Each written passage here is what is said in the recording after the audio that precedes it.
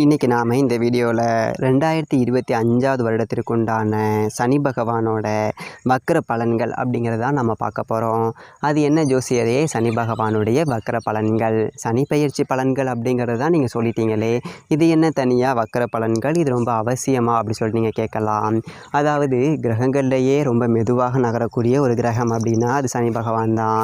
ஒரு ராசியிலேருந்து இன்னொரு ராசிக்கு போகிறதுக்கு 2.5 வருஷம் எடுத்துக்கிறாரு. இந்த வக்ர காலகட்டத்தில் சனி பகவான் தன்னுடைய பலத்தை இழந்து இன்னும் மெதுவாக செயல்படுவார். பின்னோக்கி போகிற மாதிரியான ஒரு அமைப்பு கிடைக்கும். ஆனால் ராசிகளை கடந்து பின்னோக்கி போக மாட்டார். தன்னுடைய இயக்கத்தை மெதுவாக்கி பின்னோக்குவார். அந்த ஒரு அடிப்படையில் இந்த 2025 வருடம் ஜூலை மாதம் 13ஆம் தேதி சனி பகவான் தன்னுடைய வக்ர காலத்தை தொடங்குறாரு. இன்னொரு முக்கியமான விஷயம், தனிப்பட்ட முறையில் ஜாதகம் பார்க்க இந்த வாரத்துக்கான அப்பாயின்மெண்ட் ஃபிக்ஸ் பண்ண சொல்லி நிறைய பேர் கேட்டிருந்தீங்க. இப்போது ரூபாய் 299 தெளிவாகவும் விளக்கமாகவும் ஜாதகம் பார்த்து தரவங்க. தாழ்மையான வேண்டுகோள், இந்த நம்பருக்கு ஃபோன் கால் அல்லது வாட்ஸ்அப்பில் கூட நீங்கள் கேட்டு அவங்களுடைய அப்பாயின்மெண்ட் அப்படிங்கிறத ஃபிக்ஸ் பண்ணிக்கலாம். உங்களுக்கு தேவையான அனைத்து டீட்டெயிலுமே நம்ம டீமில் இருக்கிறவங்க கொடுத்துருவாங்க. அப்பாயின்மெண்ட் டேட் மற்றும் டைம் ஃபிக்ஸ் பண்ணதற்கு பிறகு அந்த நேரத்தில் நான் உங்களுக்கு ஃபோன் கால் பண்ணி ஜாதகம் பார்த்து பலன்கள்ங்கிறது சொல்லிடுவேங்க.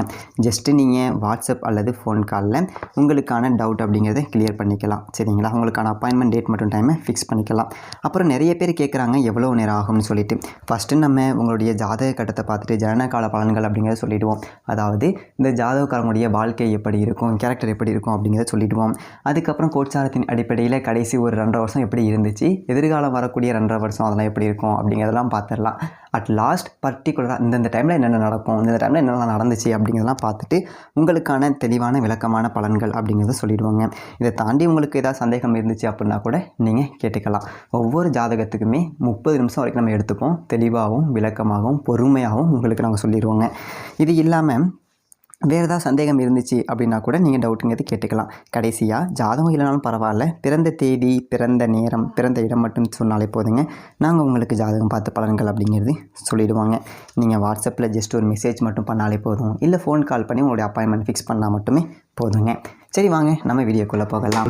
இது எவ்வளோ நாளைக்கு இருக்குன்னு பார்த்தீங்க அப்படின்னா நவம்பர் மாதம் 27ஆம் தேதி வரைக்கும் ஒரு 138 நாளைக்கு சனி பகவானுடைய அந்த வக்ர காலம் அப்படிங்கிறது. இந்த வக்ர காலகட்டத்தில் சனி பகவான் தன்னுடைய பலனை அப்படியே பயங்கரமாக மாற்றி கொடுப்பார்.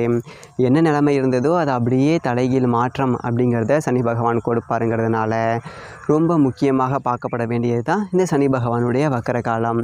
7.5 சனி, அஷ்டம சனி, அர்த்தாஷ்டம சனி, இப்படி பல சனியினுடைய நகர்வால் பாதிக்கப்பட்டவர்கள் எல்லாருக்குமே ஒரு நல்லதொரு மாற்றம் அப்படிங்கிறதையும் சனி பகவான் கொடுப்பார்.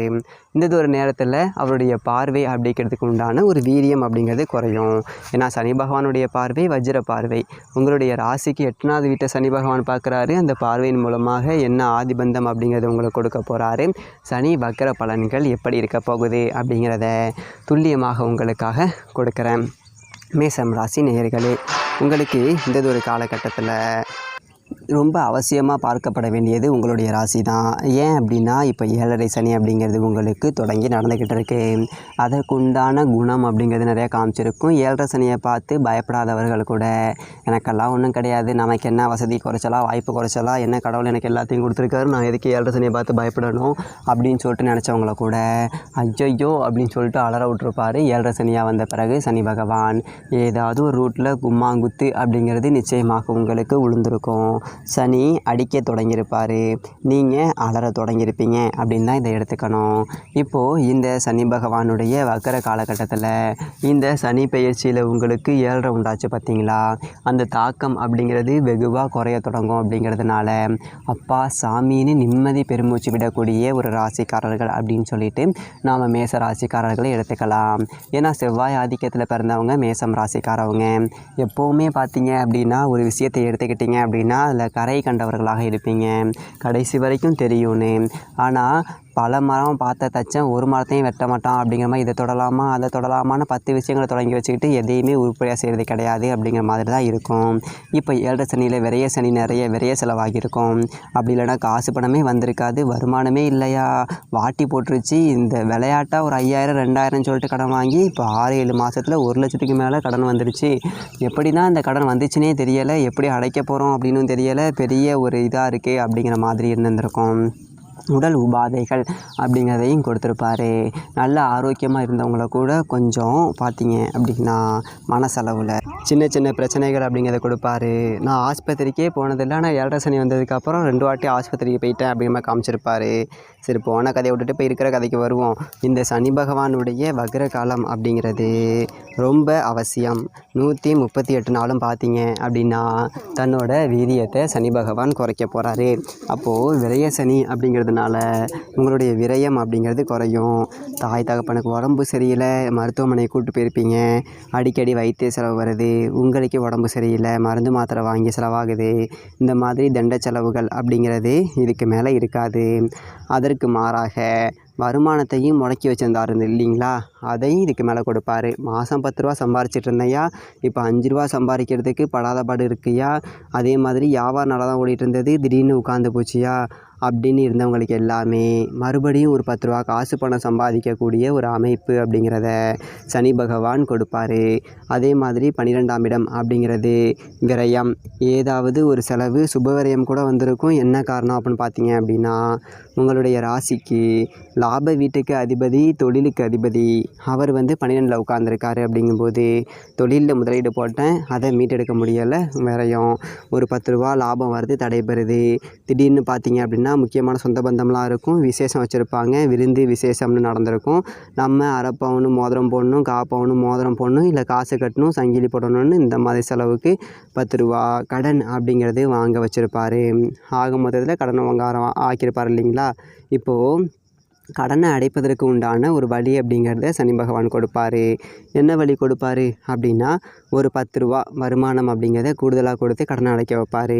பூர்வீக சொத்தில் ஏதாவது வில்லங்கம் இருக்குது அப்படின்னா இருக்கிற சொத்தை விற்றுவிட்டாவது கடன் அடைக்கலான்னு பார்க்குறேன், அதுக்கும் முடியலை அப்படிங்கிறவங்களுக்கு எல்லாமே இந்த சொத்து விற்பதற்கு உண்டான ஏற்பாடை கொடுப்பாரு. இந்த ஏதாச்சும் வில்லங்கலத்தெல்லாம் கரெக்ட் பண்ணி விட்டு விற்று கடனை அடைச்சிட்டு பொழைச்சிட்டு போ அப்படிங்கிற மாதிரி ஒரு ஊட்ட காமிச்சு கொடுப்பாரு சனி பகவான். அதோட சனி பார்க்கக்கூடிய இடம் அப்படிங்கிறது இருக்குல்ல, அது ஆதி மந்தம் எல்லாமே கெட்டு போயிருக்கும். அந்த ஒரு வகையில் பார்த்தீங்க அப்படின்னா சனியினுடைய பார்வை 2, 6, 9 இந்த 3 வீட்லேயும் விழுகுது. அப்போது ரிஷபம் ராசியை சனி பார்க்கின்றார். 2ஆம் இடத்தை சனியினுடைய ஆதிபந்தம் இருந்திருக்கு அப்படின்னா தனம் வாக்கு குடும்பஸ்தானம். தனம் கெட்டு போச்சு, காசு பணம் வரல, வாக்கு பழிக்கலை, நாம் சொல்கிறத கேட்குறதுக்கு ஆள் இல்லை, எகடமோகனை பேசுகிறதுக்கு தான் ஆள் இருக்குது. குடும்பஸ்தானம் திருமண தடை அப்படிங்கிறது தொடர்ச்சியாக நீண்டுக்கிட்டு இருக்குது. 7.5 முடிஞ்சு கல்யாணம் பண்ணி இப்போ பண்ணாதவங்க கூட சொல்லியிருப்பாங்க. இந்த மாதிரி இருந்திருக்கும். இது எல்லாமே இதுக்கு மேலே சரியாகிடும். திருமண தடை இருந்தவர்களுக்கு திருமண தடை அப்படிங்கிறது நீங்கி திருமணம் நடக்கக்கூடிய ஒரு வாய்ப்பு. இந்த வக்ர காலகட்டத்தில் பொண்ணு பார்த்தீங்களானாலும் இல்லை மாப்பிள்ளை பார்த்தீங்க அப்படின்னாலும் டக்குன்னு நடந்து முடிஞ்சிடும். இது நாள் வரைக்கும் மாப்பிள்ளையை பார்த்தோம், மாப்பிள்ளைக்கு பிடிச்சா பொண்ணு பிடிக்கல, பொண்ணுக்கு பிடிச்சா மாப்பிள்ளைக்கு பிடிக்கல, 2 பேருக்கும் பிடிச்சா ஜாதகம் செட் ஆகலை, இப்படி இருந்த நிலமை அப்படிங்கிறது மாறி திருமண தடை நீங்கி திருமணம் நடக்கும். ஒரு 10 பேர் மத்தியில் நீங்கள் மதிக்கக்கூடிய நபராக இருப்பீங்க. அந்த பையன் சொன்னான்னா சரியாக இருக்கும்ப்பா, ஒரு பேச்சை கேளுங்கப்பா அப்படின்னு. அந்த மாதிரி அலுவலகம் ஒரு இடத்துல வேலை செய்கிறோம் அப்படின்னா நம்மளுடைய பேச்சு அங்கே எடுபடாது, அம்பலம் ஏறாமல் இருந்திருக்கும். இனிமேல் அப்படி கிடையாது. மேல்மட்ட அதிகாரிகளே உங்களுடைய பேச்சை கேட்டு நடப்பாங்க. அவன் கரெக்டாக சொல்கிறான்ப்பா, நம்ம தான் தப்பாக புரிஞ்சுக்கிட்டோம், அவன் சொல்கிறது தான் சரி அப்படின்னு சொல்லிட்டு உங்களுடைய பேச்சு இனிமேல் அம்பலம் ஏறும். குடும்ப குட்டி பிள்ளைகள் எல்லாமே அமைஞ்சு போகும். இந்த ஒரு காலகட்டத்தில் திருமணம் அப்படிங்கிறது நடக்கும். அதே மாதிரி 6ஆம் இடத்துல சனி பார்வை விழுந்தது, ருணரோக சத்துருஸ்தானம். எதிரிகளுடைய தொல்லை அப்படிங்கிறது அதிகமாக இருக்கும்.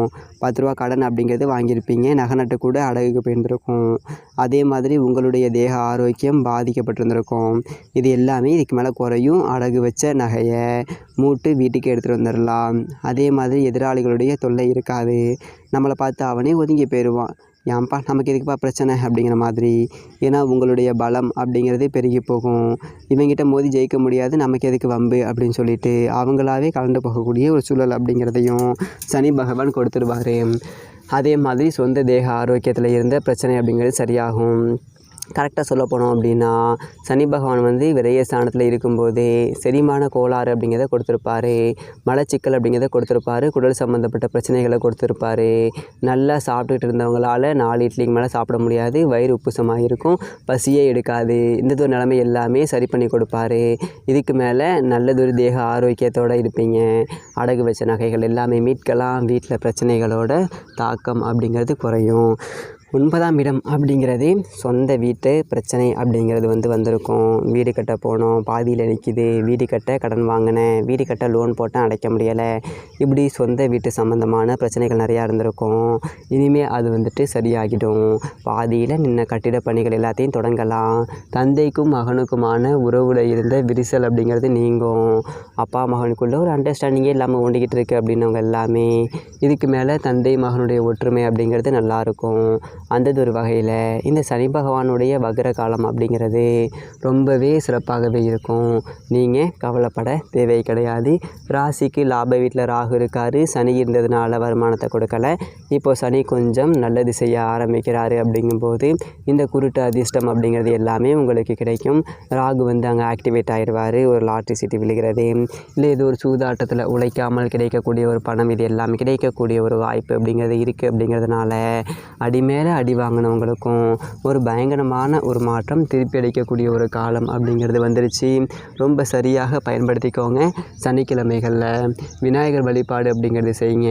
முன்னோர்களுக்கு செய்ய வேண்டிய தர்ப்பணங்களை அமாவாசை நாட்களில் முறையாக கொடுங்க. மாமிச உணவுகளை அமாவாசை நாட்களில் தவிர்த்திடுங்க. சனிக்கிழமை மாலை சனி பகவானுக்கு எள் விளக்கு போட்டு எள் சாதத்தை நெய்வேத்தியமாக படைச்சி காக்கைக்கு அன்னம் விடுங்க. மாற்றுத்திறனாளிகளுக்கு உங்களால் முடிஞ்சது உதவிகள் அப்படிங்கிறத செய்யுங்க. இந்த சனி வக்கர காலம் அப்படிங்கிறது உங்களுக்கு சகல விதமான நன்மைகளை செய்யக்கூடிய ஒரு காலகட்டமாக இருக்கும். மேசம் ராசிக்காரர்களுக்கு எல்லாம் நல்லபடியாகவே அமையும். நன்றி.